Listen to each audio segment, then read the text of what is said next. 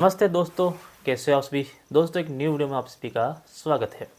दोस्तों मैं लेकर आया हूँ एक रहस्यमय वीडियो। दोस्तों ऐसा क्या रहस्यमय वीडियो है, तो दोस्तों आज मैं आप लोगों को इस वीडियो के बारे में थोड़ा कुछ बता देता हूँ कि आज इस वीडियो में मैं दोस्तों क्या लेकर आया हूँ। दोस्तों कुछ ऐसी चीज़ें जो कि काल्पनिक है उसको लोग दोस्तों हकीकत मानते हैं, सत्य मानते हैं। जो बातें, जो घटनाएँ ऐसी घटी नहीं हो, उस बातों को, उस घटनाओं को दोस्तों लोग सच मानते हैं। दोस्तों ऐसी कुछ बात है, कुछ ऐसी घटना है जो मैं आप लोगों के समक्ष रखने आया हूँ। तो दोस्तों इस वीडियो के साथ आप बने रहिए। और दोस्तों जो बात मैं आप लोगों को कहना चाहूँगा, हज़ारों लोगों ने शायद आप लोगों को कही होगी, आप लोगों ने सुनी होगी, पर दोस्तों जिसके अंदर समझ होती है, समझदारी होती है, वो लोग समझ जाते हैं इस बातों को। जिनके अंदर दोस्तों समझ और समझदारी नहीं होती है, वो लोग नहीं समझते हैं और वही काल्पनिक घटनाएं और वही काल्पनिक बातों पर वो विश्वास करते हैं। तो दोस्तों ऐसे ही मैं काल्पनिक एक घटना के बारे में आप लोगों को बताना चाहूँगा। वो दोस्तों कौन सी घटना थी उसके बारे में दोस्तों मैं डिटेल से आप बताना चाहूँगा। तो बने रहिए इस वीडियो के साथ और वीडियो को दोस्तों अंत तक देखिए। तो दोस्तों आप लोगों को मैं वोट के जरिए समझाऊंगा, यहाँ पर लिखकर आप लोगों को बताना चाहूँगा कि वो कौन सी घटना थी और कौन सी काल्पनिक बातें थी दोस्तों, तो वो भी आप लोगों को मैं दर्शाऊंगा इस वोट के जरिए।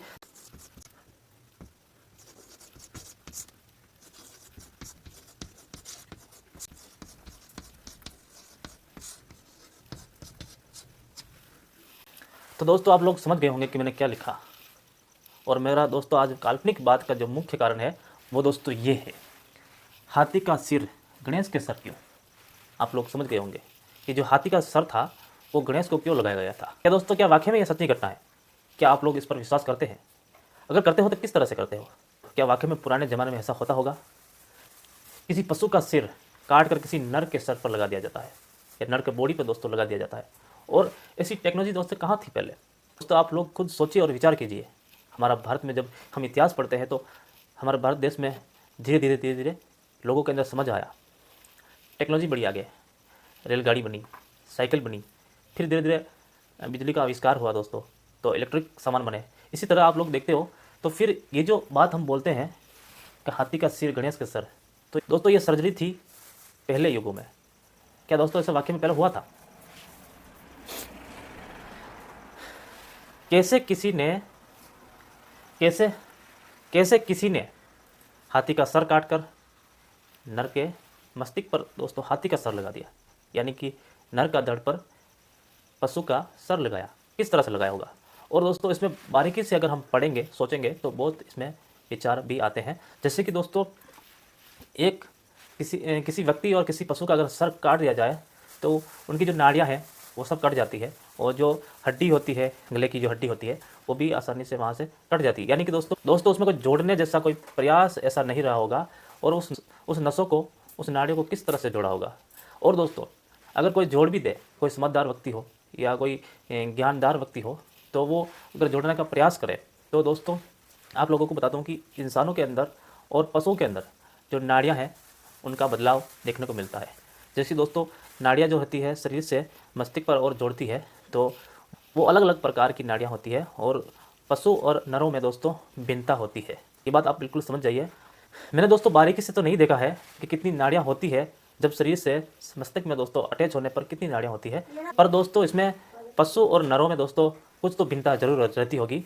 या जैसे कि अगर हम किसी पशु का सर अगर नर के अगर धड़ पर लगाते हैं, तो क्या पता कोई नाड़ियाँ अगर कम रहती हो, जैसे कि पशु के अगर कोई नाड़ी कम रहती हो, यानी कि नस दोस्तों, या इंसान के नस एक ज़्यादा रहती हो गले पे दोस्तों, जहाँ पर गला कटा रहता है, तो वहाँ पर दोस्तों जो कम नाड़ी जो होती है पशु की, वो इंसान की जो नाड़ी एक एक्स्ट्रा ज़्यादा होती है, तो वो वहाँ पर कहाँ जोड़ेंगे? अगर एक नाड़ी नहीं जोड़ने पर शरीर कैसे काम करेगा? तो दोस्तों ये एक बकवास बात बताई गई है बिल्कुल। तो दोस्तों ये बात क्या वाकई में सच है? आप लोग कैसे विश्वास करते हो? दोस्तों आप लोग कमेंट कर सकते हो कि क्या आप वाकई में इस बात पर विश्वास करते हो। दोस्तों मैं तो बिल्कुल इस बात पर विश्वास नहीं कर सकता, क्योंकि ऐसा कदाचित नहीं हुआ होगा। ये सिर्फ मनगढ़ंत कहानियाँ है दोस्तों, और ऐसे मनगढ़ंत कहानियों पर मैं विश्वास नहीं करता हूँ। आप लोग करते हो तो वो दोस्तों आपकी इच्छा, आपकी मर्जी। मैं आप लोगों को इस बात से मैं चैतन्य कर रहा हूँ कि ये दोस्तों ये गलत है, ऐसा कदाचित नहीं होता है। अगर धड़ से सर अगर अलग हो जाता है तो जुड़ना नामुमकिन होता है दोस्तों। तो दोस्तों मैं आप लोगों को अब जिनकी ये घटना है, जिनकी एक काल्पनिक कथा है दोस्तों, वो मैं आप लोगों को थोड़ी कुछ सुना देता हूँ। दोस्तों ये शिव पार्वती की कथाएं हैं जो अक्सर लोग बहुत मानते हैं और बहुत सुनते हैं दोस्तों। तो उसी के विषय में बात करूँगा कि आखिर उस दिन क्या हुआ था दोस्तों। उस कथा के माध्यम से मैं आप लोगों को कुछ बातें बताना चाहता हूँ, तो बने रहिए इस वीडियो के साथ। तो दोस्तों उस कथा में ऐसा हुआ था कि पार्वती किसी एक स्थान पर दोस्तों नहाने का प्रयास किया, यानी कि दोस्तों वो नहाने जा रही थी। तो दोस्तों पार्वती ने ये सोचा कि अगर हम स्नान करेंगे, नहाएंगे, तो कोई गैर पुरुष हमें देख न ले। इसी माध्यम से दोस्तों उन्होंने क्या किया, अपने ही अंग से, अपने हाथ के, ये दोस्तों अपना अंग है, ये हाथ है, हाथ को इस तरह से उन्होंने रगड़ा, और जो हाथ यहाँ पर उसने ऐसे रगड़ कर वहाँ पर मेल निकाला और उसी मेल का एक बालक बनाया। किसने दोस्तों? पार्वती ने। तो वो जो बालक बनाया था, उस बालक को दोस्तों द्वार पर खड़ा किया, जहाँ पर दोस्तों अंदर स्नान कुंड होता है और एक द्वार गेट होता है जहाँ से कोई पुरुष अंदर नहीं जाए, ऐसा उस कथा में बताया गया है दोस्तों। तो उस बालक को वहाँ पर खड़ा किया, कहाँ पर दोस्तों? गेट पर। और उस गेट पर खड़ा करके पार्वती और अन्य सखियाँ थी उनकी, जो नहाने चली गई। तो दोस्तों अब जो बालक था वो द्वार पर खड़ा था, किसी भी गैर मर्द को, किसी गैर नर को दोस्तों अंदर आने की इजाज़त वो नहीं देता था, और वो पार्वती की आज्ञा का पालन कर रहा था। तो उसी में दोस्तों भगवान जो शिव है वो वहाँ पर आ चुके थे। और आप लोगों को बता दूं कि कथा के माध्यम से भगवान शिव पार्वती के पति है दोस्तों। जैसे ही दोस्तों भगवान शंकर दरवाजे के अंदर एंट्री कर रहे थे, तो उस बालक ने भगवान शंकर को रोक दिया और कहा कि आप अंदर नहीं जा सकते हो, अंदर मेरी माता नहा रही है। भगवान शंकर ने सोचा कि ये किसका बालक है और ये अंदर हमें क्यों नहीं जा रहा है। तो भगवान शंकर ने उस बालक से पूछा कि बालक तू कौन है और तू किसका पुत्र है, ऐसा कहा। तो उस बालक ने जवाब दिया कि मैं पार्वती का पुत्र हूँ और पार्वती जी मेरी माता है दोस्तों। शंकर भगवान ने कहा कि पार्वती का मैं पति हूँ, इसका अर्थात ये होता है कि मैं तुम्हारा पिता हूँ, तो मुझे अंदर जाने दे। दोस्तों कुछ बातें उन दोनों के बीच में हुई और बहुत देर तक बातें चलती रही, और शंकर भगवान की हट थी कि मैं अंदर जाऊँ और मैं विश्राम करूँ, बैठूँ, और जो बालक था उनकी ये हट थी कि मैं किसी को भी अंदर नहीं जाने दूँ, क्योंकि ये मेरी माँ की आज्ञा है मुझे, इसलिए मैं किसी को भी अंदर नहीं जाने दूँगी। तो इसी बात पर भगवान शंकर को दोस्तों क्रोध आ गया, और क्रोध ऐसा आया कि उन दोनों में एक जंग छिड़ गई। और जंग के दौरान ऐसा कुछ हुआ, त्रिशूल निकाली और उस बालक के गर्दन पर चला डाली। माँ है अंदर से दौड़ती हुई बाहर आई, तो बाहर पाया उसका पुत्र मरा हुआ गेट पर पड़ा दोस्तों। भगवान शंकर के हाथ में वो त्रिशूल थी और क्रोधित में भगवान शंकर खड़े थे दोस्तों। अब दोस्तों वहाँ से कथा जो है आगे प्रारंभ होती है, आगे की ओर बढ़ती है। तो दोस्तों अब जो बात आती है एक मुख्य फल पर। अब ये बताया जाता है आगे की दोस्तों, कथा मैंने बहुत आगे ले ली है, बीच में बहुत सारी बातें हुई होगी, पर मैं उसकी जिक्र नहीं करूँगा आप लोगों के समक्ष। दोस्तों जो मेन पॉइंट है उसी पर आता हूँ और आप लोगों को दोस्तों बताना चाहूँगा। अब दोस्तों उनका जो सर कटा था, लोगों के कहने के मुताबिक मैं बताना चाहूँगा, और शायद किसी में लिखा होगा पुराण में या नहीं लिखा होगा, उसका कुछ मुझे अंदाज़ा नहीं है, पर मैंने काफ़ी लोगों के मुख से ये सुना है कि जो उनका सिर कटा था, जो उस बालक का सिर कटा था, एक ऐसा क्षेत्र है दोस्तों, उन बालक का जो सर कटा था वो एक ऐसे स्थान पर जा गिरा जहाँ बहुत घना वन है, और उस वन में दोस्तों वो गिरने के बाद एक नारियल का पेड़ बन गया। अब दोस्तों यहाँ पर बात कितनी गलत बताई गई है, जब सर गिरा तो वो नारियल का पेड़ कैसे बन गया? अगर सर जो गिरा है तो वो 5 तत्वों के माध्यम से बना हुआ है, मांस, हड्डी, नाड़ियाँ, जैसे बहुत सारी उसमें जो कि तत्व मिलकर उसमें ये शरीर बनता हुआ है। तो जो सर है वो भी मांस हड्डियों का बना हुआ होगा, और उसमें तो वो नारियल का पेड़ कैसे बन गया? दोस्तों कितनी गलत बात है, नारियल का पेड़ कैसे बन गया? अगर गिरा होगा किसी वन में जाकर, हम मानते हैं कि सर जब भगवान शंकर जब क्रोधित में थे तो त्रिशूल मारी, तो उन त्रिशूल से उनका सर जो है कट कर पास वाली जंगल या किसी वन में गिर गया होगा। तो दोस्तों वो सर जो है कुछ ही दिनों में सड़ गल कर मिट्टी में मिल गया होगा। पर दोस्तों वहाँ पर लोगों ने बताया है कि वहाँ पेड़ बना था नारियल का, और वही नारियल जो है आज हम लोग भगवान को चढ़ाते हैं। और कोई ये कहते हैं कि नारियल जो होता है वो कितना ठोस होता है, यानी कि जो हमारी जो मस्तिष्क की जो खोपड़ी है ये ऊपर से ठोस होती है और अंदर से बिल्कुल नरम। यानी कि दोस्तों जो हमारी जो ये आप ही लोग खुद इस बात को समझते हैं कि किस तरह से लोगों ने बात को पलट दिया है और घुमाया दोस्तों। तो बोलते हैं कि ऊपर से जो खोपड़ी होती है ठोस और अंदर से बिल्कुल नरम होती है, उसी प्रकार नारियल जो होता है ऊपर से बिल्कुल ठोस होता है और अंदर से बिल्कुल नरम। और जो नारियल के ऊपर जो छिलके होते हैं, बाल होते हैं, वो हमारी इस जटाओं को, इस बालों को दोस्तों बताया गया है। तो क्या ये बात सच हो सकती है? आप लोग मुझे कमेंट कीजिए इस बात पर। कुछ लिखित पुराण है या लोगों की सुनी सुनाई बात मैं आप लोगों से कर रहा हूँ, पर दोस्तों आप क्या सोचते हो इसके बारे में? नारियल का पेड़ किस तरह से बना होगा? क्या किसी बालक के सर के कटने की वजह से नारियल का पेड़ बन गया? आप लोग इस बात पर कमेंट कीजिए मुझे, और मुझे भी बताइए दोस्तों, क्या यह बात सच है। दोस्तों दूसरी बात एक और आ जाती है दोस्तों। अब हम लोग बढ़ते हैं उसी कथा की ओर। गणेश का सिर कटा हुआ धड़ अलग पड़ा था और उसका सिर जो कहीं और जगह गिर गया था। माता पार्वती गेट पर आकर बहुत रोई, विलकी दोस्तों। और दोस्तों जब भगवान शंकर का गुस्सा शांत हुआ तो उन्होंने माता पार्वती से क्षमा मांगी और कहा कि मैं आपका पुत्र जीवित कर दूंगा। यही बात भगवान शंकर ने पार्वती को बोल दी। पार्वती प्रसन्न हो गई। भगवान शंकर अपनी त्रिशूल लेकर जंगल की ओर निकल गए। उन्होंने बहुत प्रयास किया कि जो सर मैंने काटा था क्या वो सर मुझे मिल जाएगा, पर ऐसा नहीं हुआ। बहुत ढूंढने के बाद वो जो सर है उनको नहीं मिला दोस्तों। पर बात अब यहाँ पर मेन ये आ जाती है कि क्यों नहीं मिला सर। तो दोस्तों आप भी इस बात पर सोचिए और विचार कीजिए कि भगवान शंकर को वो सिर क्यों नहीं मिला, कितना दूर गिरा होगा। भगवान शंकर पार्वती के रोने पर और बहुत दुखी होने पर भगवान शंकर ने ये बोला कि मैं तुम्हारे पुत्र का शीश ढूंढ कर लाता हूँ और वापस जीवित करता हूँ। तो क्यों नहीं मिला दोस्तों, कितना दूर गिर गया होगा। इस बात पर आप खुद विचार कीजिए, कितना दूर गिरा होगा।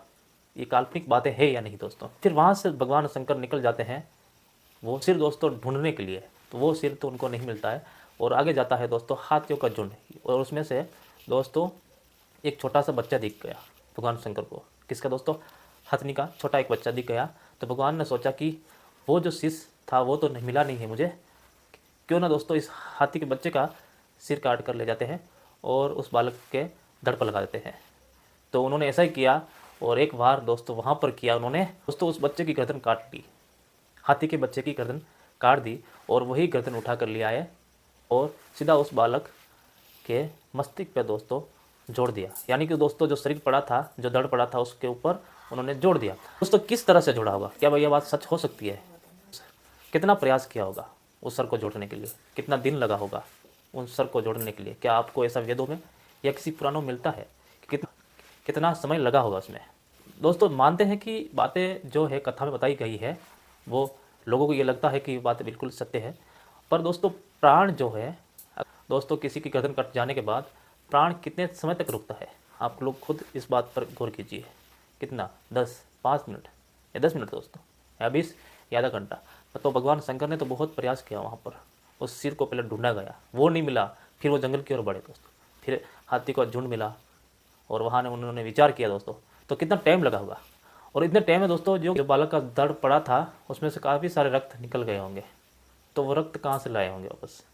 बहुत उलझन है दोस्तों इस बातों पर। तो दोस्तों आप लोग खुद इस बातों पर विचार कीजिए।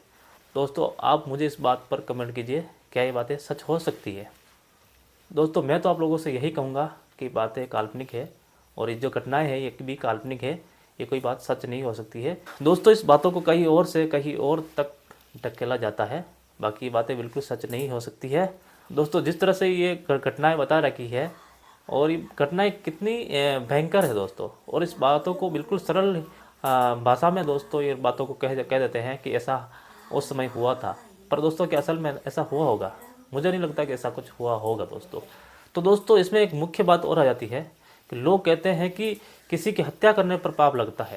ज़्यादातर दोस्तों आस्था पर विश्वास करते हैं, जो भगवान पर विश्वास करते हैं वो लोग यही सोचते हैं कि हत्या करने पर पाप लगता है। तो भगवान शंकर जो है स्वयं एक भगवान है और वो तो हत्या कर देते हैं।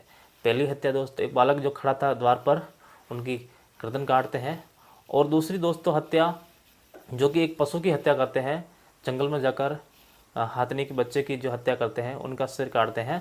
तो दोस्तों पाप उनको क्यों नहीं लगा, भगवान शंकर को पाप क्यों नहीं लगता है। भगवान ने जब ऐसा कर्म किया तो उनको भी पाप लगना चाहिए दोस्तों। दोस्तों ये पाप वाली बातें जो कि है ये व्यर्थ हो सकती है, आपकी क्या राय है। तो दोस्तों आप लोगों को अगर पाप वाली बातें अगर बताना चाहेंगे, जो दोस्तों हमारे और आप लोगों के पूर्वज थे पहले शिकारी हुआ करते थे, वो जंगलों में रहते थे और शिकार करके अपना पेट भरते थे दोस्तों।